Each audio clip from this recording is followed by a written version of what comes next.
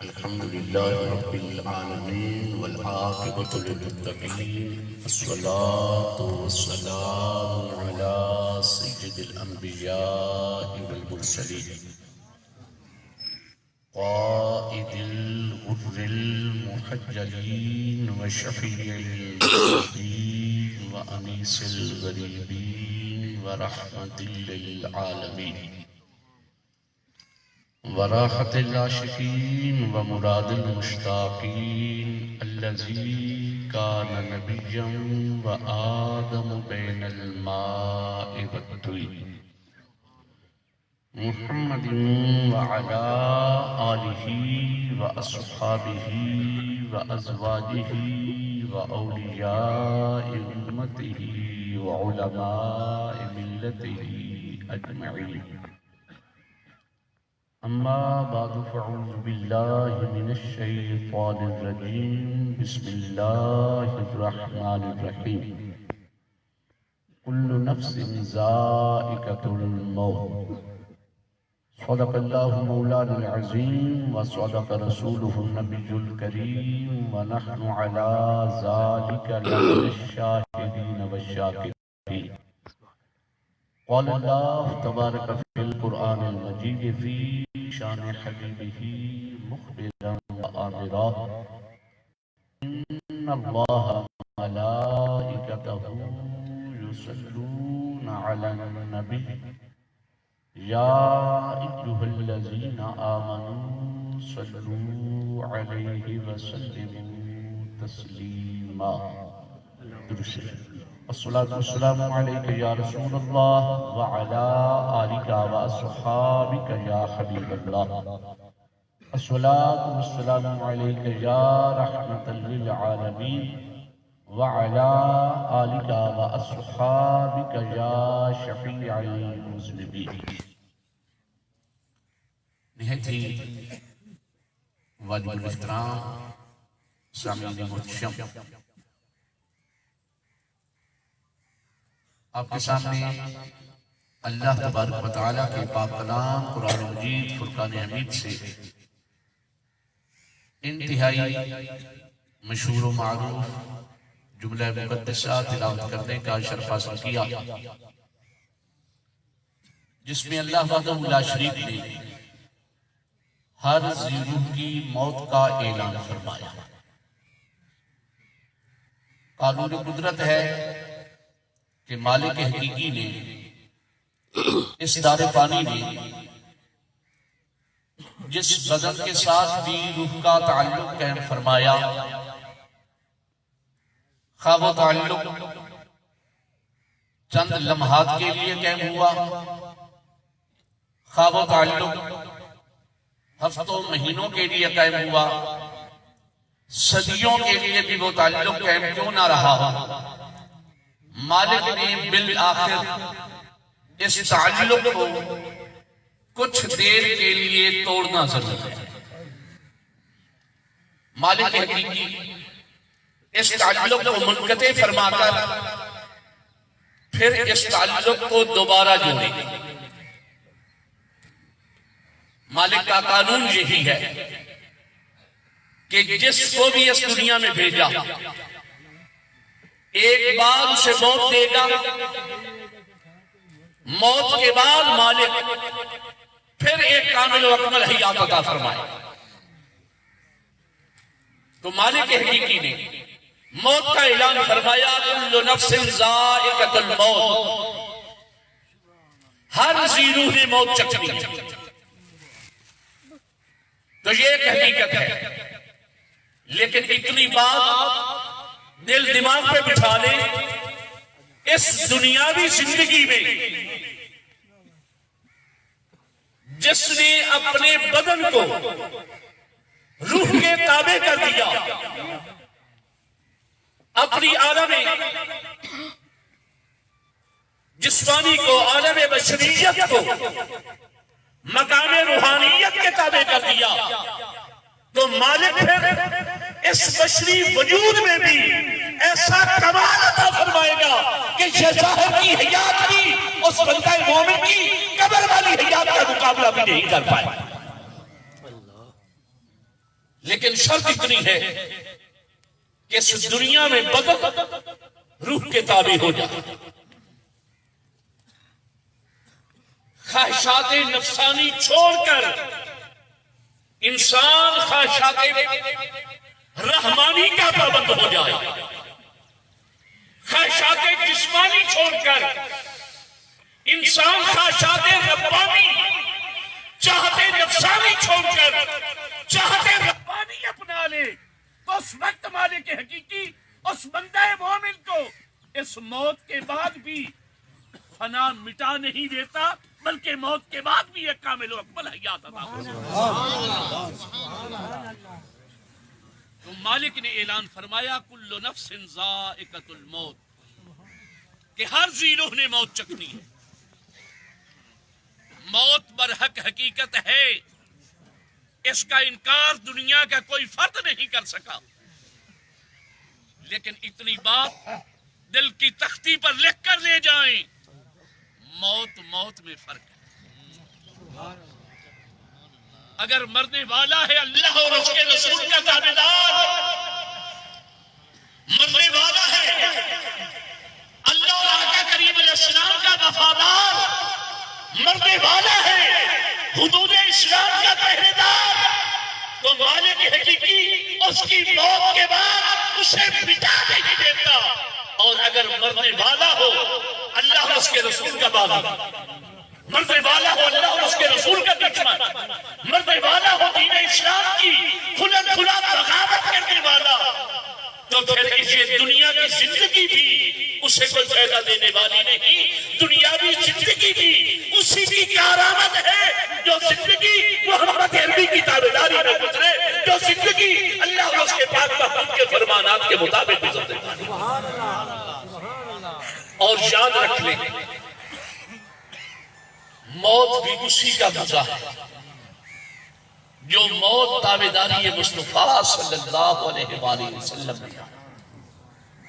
اگر آقا کریم علیہ السلام کی شریعت کی بغاوت میں موت آئے تو یاد رکھیے وہ موت بھی نہیں. اگر آقا کی شریعت کی بغاوت میں زندگی گزرے تو یہ زندگی بھی نہیں. زندگی بھی وہی ہے جو یار کی تابعداری میں گزرے، موت بھی وہی ہے جو محبوب کی فرما برداری میں آئے. یاد رکھیں اللہ وحدہ لا شریک نے اس کارخانہ قدرت میں ہر فرد کے لیے موت کا سبب جدا بنا. کچھ انسان جو وجود کے کسی عارضے کی وجہ سے فوت ہو جاتا ہے. کچھ انسان ہیں اچانک حادثاتی موت کا شکار ہوتے ہیں، فوت ہو جاتے ہیں. کچھ انسان ہیں جو اللہ اور اس کے رسول کی بغاوت کرتے ہوئے مارے جاتے ہیں. ڈاکو حالت ڈکیتی میں مارا جائے، چور حالت چوری میں مارا جائے، زناکار حالت زناکاری میں مارا جائے، شرابی اسی شراب کے نشے میں دھت ہو کر مارا جائے. وہی شراب اس کی زہر بن چکی تھی، جس کو دن رات پینے کا عادی تھا وہی زہر میں بدل گئی تھی، اب اس سے مارا گیا. تو مالک نے ہر ایک کی موت کے اسباب علیحدہ بیان کر رکھے ہیں، علیحدہ مرتب کر رکھے ہیں. لیکن یاد رکھ لیں موت ہر ایک کی ہے، لیکن مالک کی بارگاہ میں جو موت شہادت کی ہے اس موت کا کائنات میں کوئی اور مقابلہ ہی نہیں، موازنہ ہے. موت تو ہر ایک کی ہے. کوئی رب رسول کی تابعداری میں مارا جائے وہ بھی مر گئی، کوئی بغاوت و دشمنی میں مارا جائے وہ بھی مر گئی.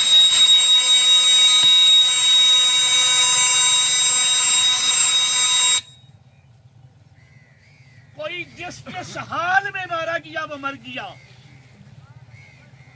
لیکن مالک اس موت پر راضی ہے جو موت مالک کے اعلائے کلمہ حق کے لیے آئے، جو موت مالک کے راستے میں آئے، جو موت میدان کارزار میں اللہ اور اس کے رسول کے دین کا تحفظ کرتے ہوئے آئے، مالک اس موت پہ جتنا راضی ہے اتنا مالک کسی اور موت پہ راضی نہیں۔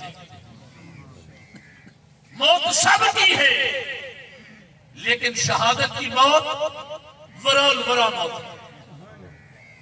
محبوب مکرم شفیع معظم صلی اللہ علیہ وآلہ وسلم کی ذات اقدس نے ارشاد فرمایا کہ شہید جب کل قیامت کے دن اپنے مالک کے حضور حاضر ہوگا، اس کے بدن سے تازہ خون جاری ہوگا، رنگت اس خون کی خون جیسی ہوگی، لیکن مشک و عنبر سے خوشبودار ہوگا۔ ہمارے خون میں ہی تو بو آئے، لیکن اللہ اور اس کے رسول کے نام پہ سر کٹانے والوں کا خون جب بہے گا تو پورا میدان محشر اسی خوشبو کی مشک سے معطر و منور ہو جائے گا۔ محبوب مکرم شفیع معظم صلی اللہ علیہ وآلہ وسلم نے ارشاد فرمایا رنگ تو اس کا خون جیسا ہو لیکن مشک و عنبر سے خوشبودار، تو کل دن قیامت میں جب یہ شہداء اللہ کے حضور حاضر ہوں گے تو مالک حقیقی ان کا حساب و کتاب، ان کا مواخذہ، ان پہ پکڑ یہ نہیں فرمائے گا، بلکہ مالک شہداء کی اس دنیاوی قربانی کو دیکھ کر انہیں معاف فرما دے۔ تو الغرض شہادت کی موت تمام موتوں سے افضل و اعلیٰ۔ آپ قربان جائیں محبوب مکرم شفیع معظم صلی اللہ علیہ وآلہ وسلم کی عزت و عظمت سے، جس محبوب نے امت کے لیے اور آسانیاں پیدا فرما دی کہ میرے امتی میدان کارزار میں تو بہت کم ہوں گے جو جام شہادت نوش کریں گے۔ اگر صرف وہی چند افراد اس نعمت سے مالا مال ہوں اور بقیہ محروم ہو جائیں تو محبوب مکرم شفیع معظم صلی اللہ علیہ وآلہ وسلم کی رحمت نے یہ گوارا نہیں فرمایا۔ تو آقا کریم علیہ السلام نے امت کی آسانی کے لیے شہادت کے دائرہ کار کو وسیع فرما دیا۔ محبوب کریم علیہ السلام و تسلیم کی ذات اقدس نے ارشاد فرمایا کہ میرے کلمہ پڑھنے والوں، تم میں سے جو کوئی آگ میں جل کر مر گیا اسے بھی شہادت کا درجہ عطا کر دیا جائے۔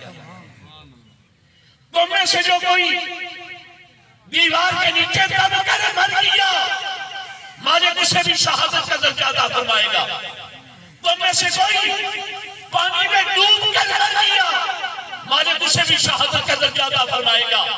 کوئی ناگہانی موت مرا مالک اسے بھی شہادت کا درجہ عطا فرمائے گا۔ کوئی طاعون میں مرا مالک اسے بھی شہادت کا درجہ عطا فرمائے گا۔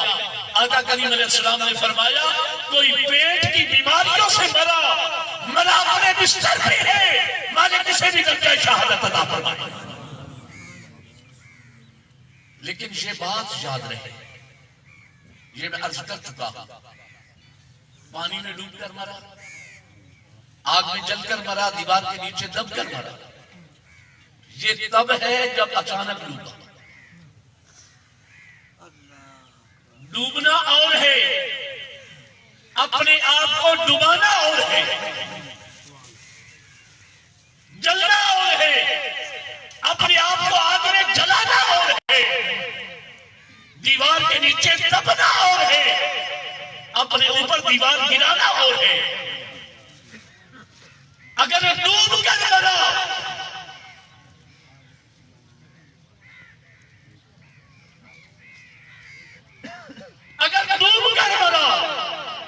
تو مالک شہادت کا درجہ عطا فرمائے گا، لیکن خود ڈوبا، خودکشی کی صورت اختیار کی، تو پھر یاد رکھ لو یہ بدترین موتوں میں سے بدترین موت ہے خودکشی والی موت، جس طرح شہادت کی موت افضل ترین موت ہے، شہادت کی موت افضل و اعلیٰ موت ہے، اسی طرح خودکشی والی موت بدترین موت ہے۔ اسی آگ میں اچانک جل کر مرے تو اعلیٰ ترین موت ہے، اپنے آپ کو جلا کر مرے تو بدترین موت ہے۔ تو اگر شہادت کی موت افضل و اعلیٰ محبوب مکرم شفیع معظم صلی اللہ علیہ وآلہ وسلم کی ذات اقدس نے ارشاد فرمایا القتل فی سبیل اللہ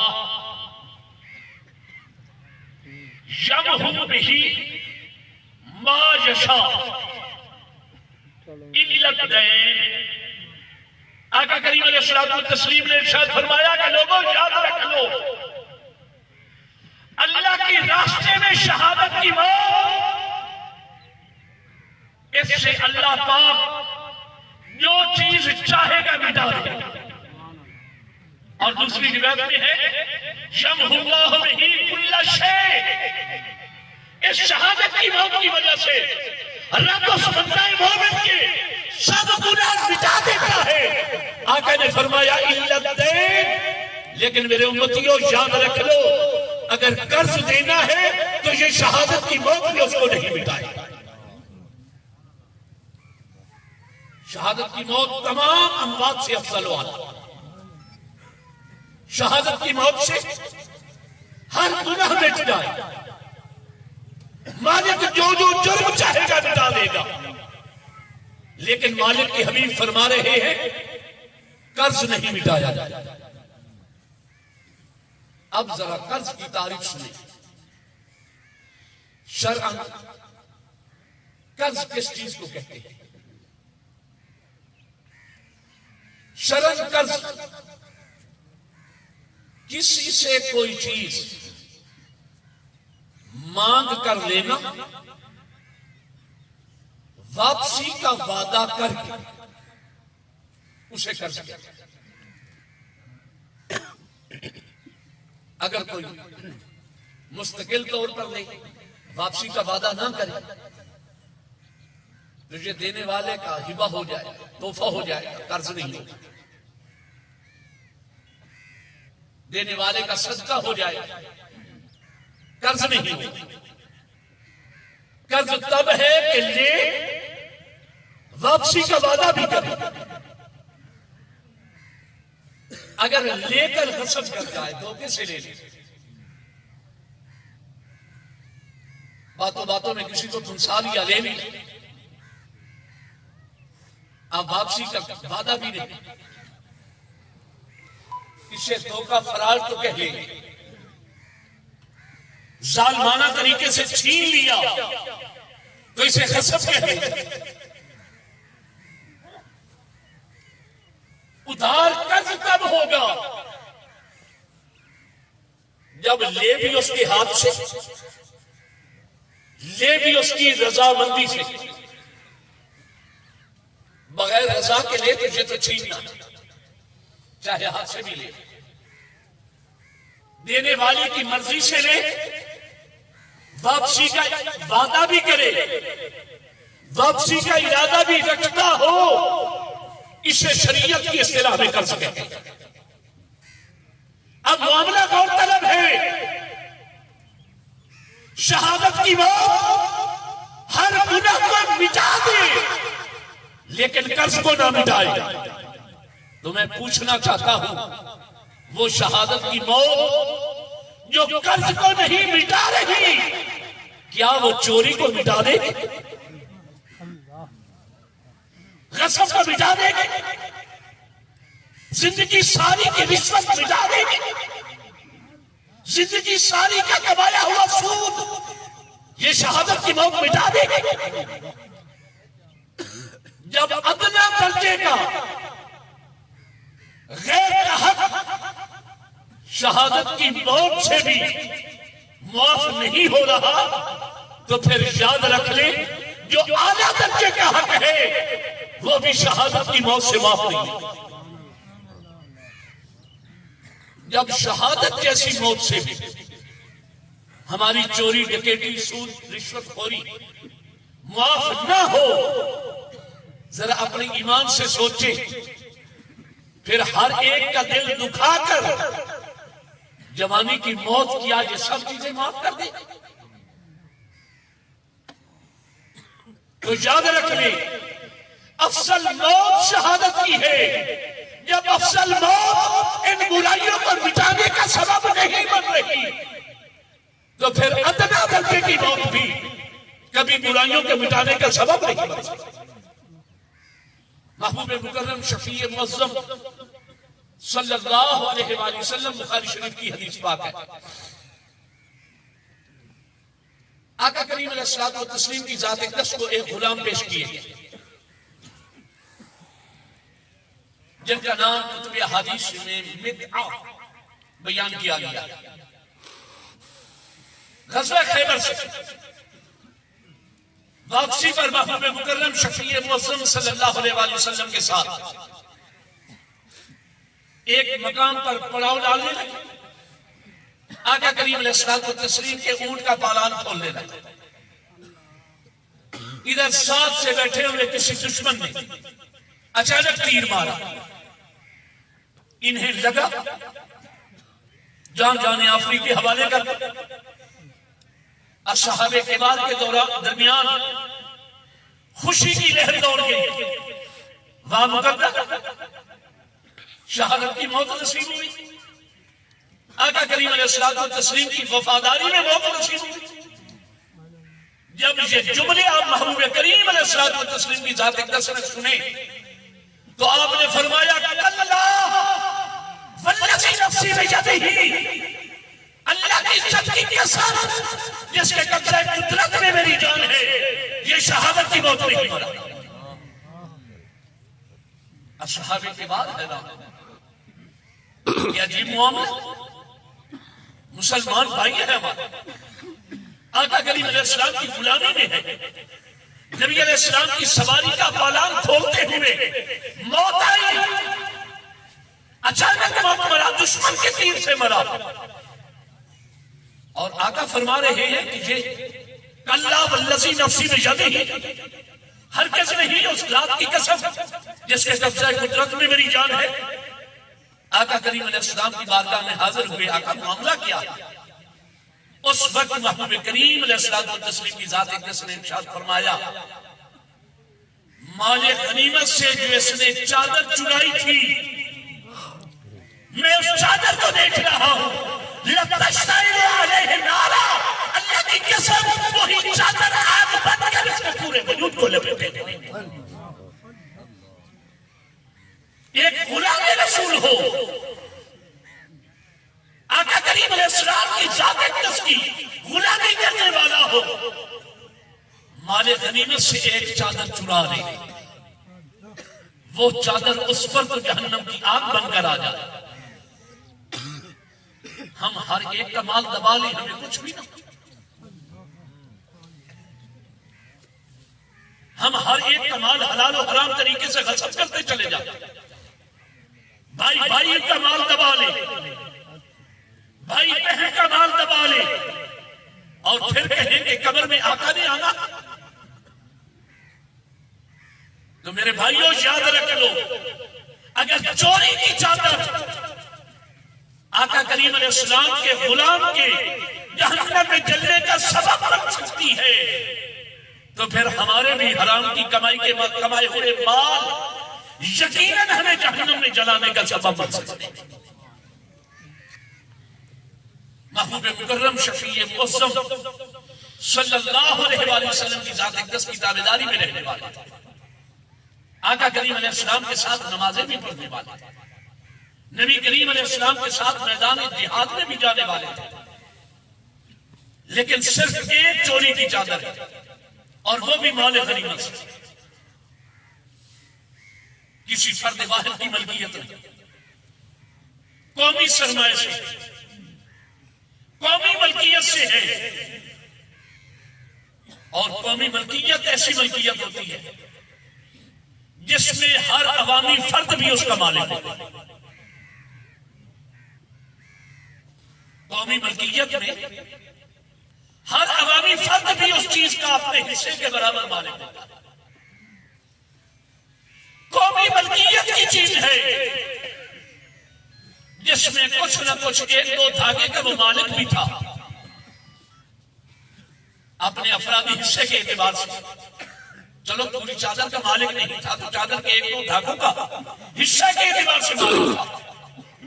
تقسیم سے قبر چلا دی تو آقا کریم علیہ السلام بتا رہے ہیں لَتَشْتَعِلُ عَلَيْهِ نَارًا کہ ضرور یہ آگ، یہ چادر اس پر آگ بن کر اسے جلا رہے ہیں۔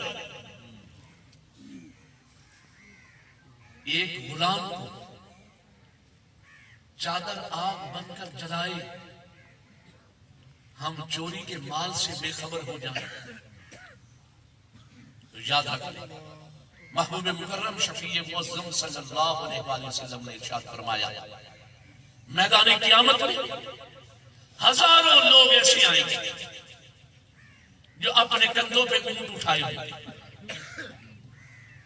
اپنے کندھوں پہ گائے اٹھائے ہوں گے، اپنے کندھوں پہ بکریاں اٹھائے ہوں گے، اپنے کندھوں پہ طرح طرح کے جانور اٹھائے ہوں گے۔ آقا کریم علیہ الصلوۃ والتسلیم کی ذات اقدس نے ارشاد فرمایا ہر جانور اپنی زبان حال سے پکار پکار کر بتائے گا کہ میں فلاں کی چوری،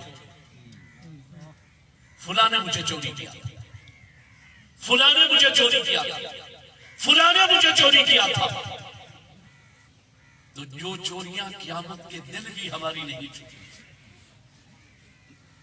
اس دنیا میں ہم کس اعتماد پر ان کو دبائے پھرتے ہیں؟ تو یاد رکھ لیں کسی غیر کا دبوچا ہوا مال کسی صورت معاف نہیں ہوگا۔ ایک ہی صورت ہے، یا اصل مالک کو وہ مال واپس کر دیا جائے یا وہ مالک معاف کر۔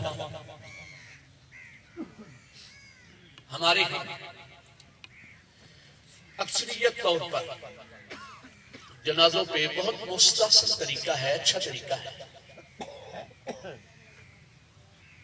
کہ جنازے کے بعد یا جنازے سے پہلے ورثاء جو ہے یا تو کسی سے اعلان کرواتے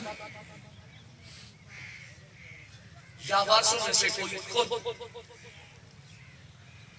اپنی زبان سے کہتا ہے کہ بھائی اگر کسی نے میرے بھائی سے، باپ سے، چچا سے، ماموں سے کچھ لینا دینا ہو تو میں حاضر ہوں۔ یا کچھ احباب کہہ دیتے ہیں کہ اگر کسی کو تکلیف دی ہو اسے خدا واسطے معاف کر دو۔ اب میرا سوال آپ سے اتنا ہے، اور یہ بات ہوتی صرف جنازے کے وقت، آگے پیچھے ہم کسی سے معافی نہیں مانگتے۔ میرا سوال اتنا ہے، مرنے والے نے جس کو تکلیفیں دی تھیں کیا وہ اس جنازے میں ہے؟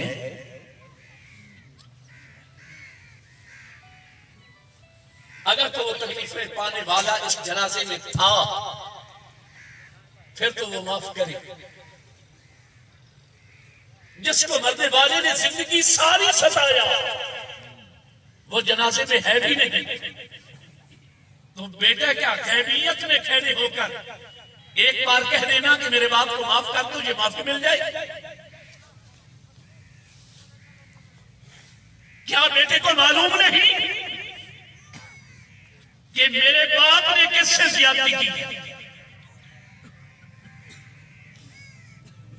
ذرا اپنے ایمان میں سے سوچ کر بتائیں، اپنے معاشرے میں دیکھ کر بتائیں۔ اگر حالات بگڑے ہوں کسی خیر سے معافی مانگنا تو دور کی بات ہے، مرنے والے کا بیٹا اپنے سگے چاچا سے معافی نہیں مانگتا۔ حالات درست ہیں تو پھر تو ٹھیک ہے، دنیا داری میں بھائیوں کی آپس میں ناراضگی ہو جاتی ہے، لیکن اپنے ایمان سے بتلائیں۔ معاشرے میں کوئی ایک مثال ایسی ملتی ہے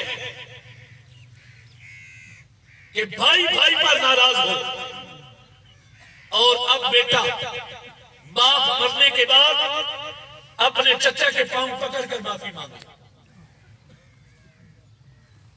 بیٹا جا کر معافی تو مانگے، پتہ تو چلے معافی مانگے،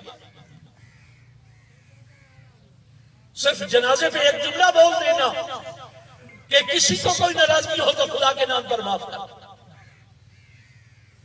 تو میرے بھائیوں یاد رکھ لو، یہ ایک جملہ بولنے سے معافی نہیں ملتی،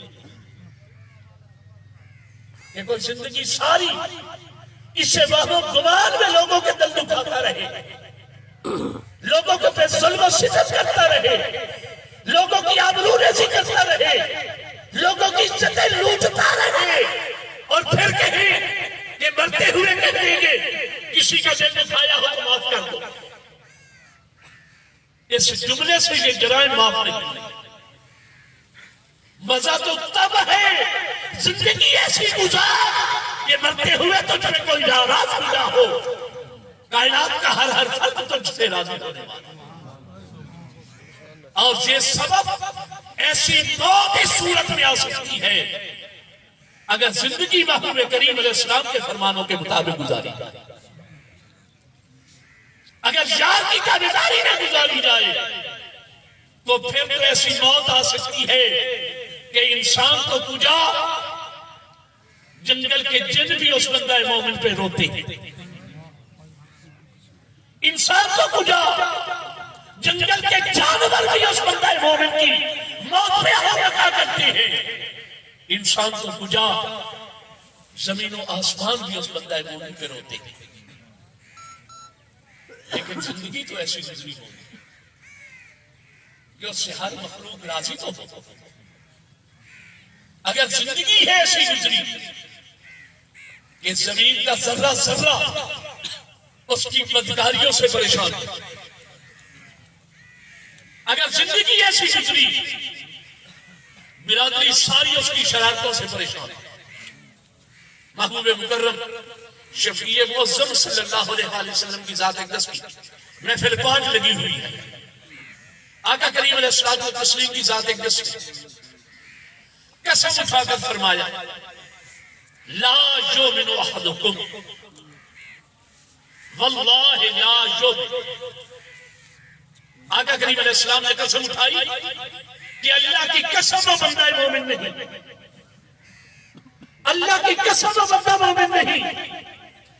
اب تیسری بار فرمایا اللہ کی قسم و بندہ مومن نہیں۔ الصحابہ کبار نے ہاتھ باندھ کر التجا قیل من، آقا کون مومن نہیں جس کے ایمان کی نفی فرما رہے ہیں؟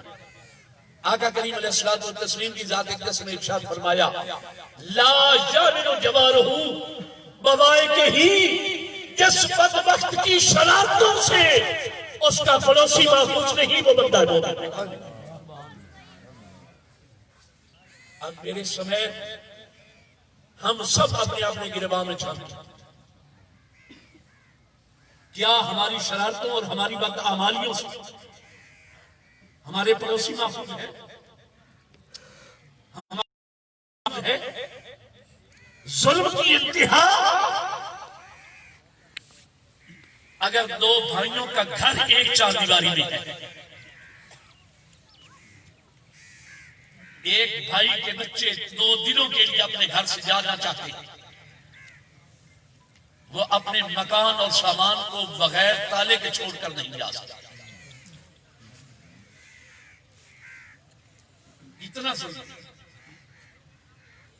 جس بدبخت کے ہاتھ سے اپنے بھائی کے گھر کا سامان محفوظ نہیں، اپنے ایمان سے بتائیں اس کے ہاتھ سے لوگوں کا مال و متاع کتنا محفوظ ہے۔ جس دور سے ہم گزر رہے ہیں یہی معاملہ ہے کہ نہیں؟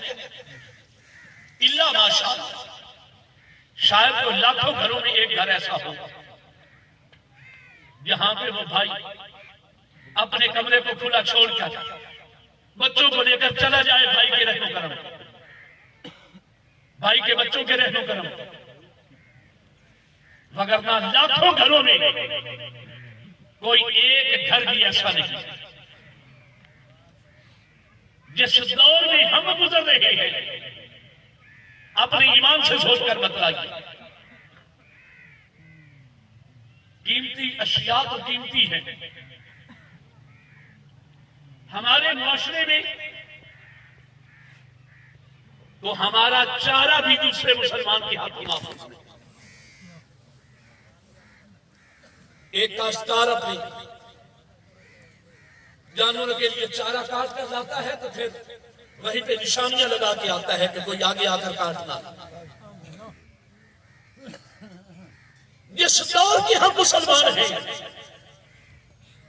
ہم سے مسلمان بھائی کی توڑی محفوظ نہیں، مسلمان بھائی کی دو لکڑیاں محفوظ نہیں۔ جو مسلمان بھائی کی لکڑیوں کی حفاظت نہیں کرتا، اپنے ایمان سے بتائیں کیا اس پر توقع کی جا سکتی ہے کہ وہ مسلمان بھائی کے بچوں کی حفاظت کرے؟ جس کے ہاتھ سے گھر میں پڑی ہوئی 4 لکڑیاں محفوظ نہیں، اس کے ہاتھ سے گھر میں رہنے والے بیوی بچے محفوظ ہو سکتے ہیں۔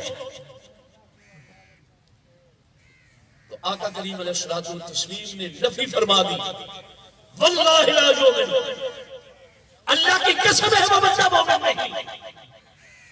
آقا کون مومن نہیں؟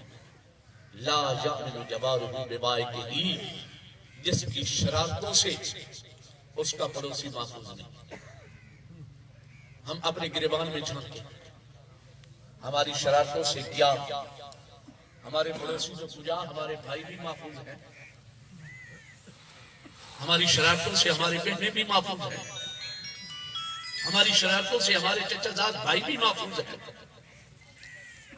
تو اگر ہمارے اپنے گھر کے افراد بھی محفوظ نہیں تو پھر یاد رکھ لیں آقا کریم علیہ الصلوۃ والتسلیم کے فرمان کے مطابق ہم کسی صورت میں بھی صاحب ایمان ہونا کے دعویٰ دار بھی نہیں ہو سکتے۔